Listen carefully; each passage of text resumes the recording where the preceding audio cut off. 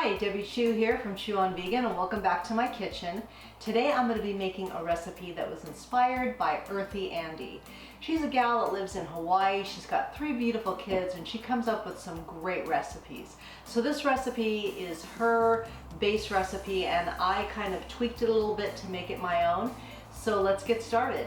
This recipe is a flourless recipe, so it's gluten-free and it's also, vegan, of course. So we've got a few simple ingredients here that's going to go into our food processor. So we've got a half a cup of packed dates, which I soaked in some warm water so they are very soft.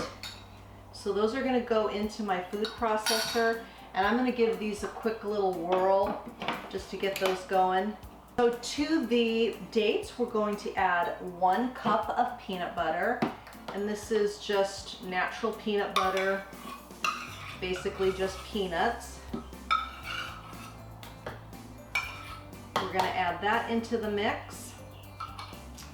And then we're going to whirl this for a little bit. So next we're going to add in, this is my little take on it, I'm going to add a couple tablespoons of cocoa powder. I'm going to add a half a teaspoon of baking powder. And then I'm going to add some aquafaba. This is 6 tablespoons, which is equal to 2 eggs. Earthy Andy used carbonated water in hers, and she didn't add the cocoa powder, but I wanted them super chocolatey. So let's whirl it again. Okay, next I'm going to add some chocolate chips. You want to add about a half a cup. I'm using Lakanto brand chocolate chips. They're sweetened with monk fruit, so they do not raise your blood sugar. So these are great if you're diabetic or if you're watching your sugar, which we all should be watching our sugar. So let's mix this for a little bit and then we'll be ready to bake these. And I lied, one more ingredient, a little bit of vanilla. This is optional, but I don't know, about a half a teaspoon. I like to add vanilla to my cookies. So one more mix and then we'll be done for sure. So I have a lined baking sheet here. I've got the oven preheated to 350 degrees and we'll bake these for about 15 minutes. So I'm just gonna put these on my cookie sheet.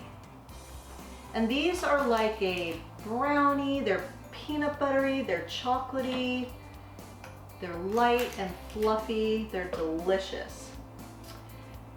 And this made about 2 dozen cookies. They will disappear very quickly in your house, guaranteed. So I'm just going to continue putting these on my cookie sheet and then we'll be back for a taste. So here we have our beautiful plate of cookies. I left them in for about 17 minutes, so I would say anywhere between 15 to 18 minutes depending on your oven. So let's give one of these a taste.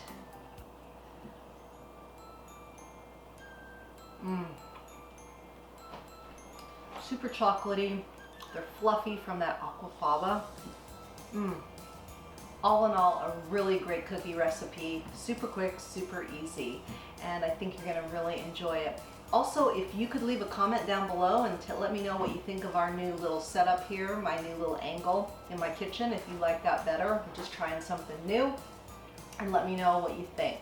And I hope you give this recipe a try. It's good for you, it's good for the animals, and it's good for the planet. And remember, what you put on your plate determines your fate. If you like this video, please give it a thumbs up and share it with your friends. And if you haven't already, please subscribe. Until next time, thank you.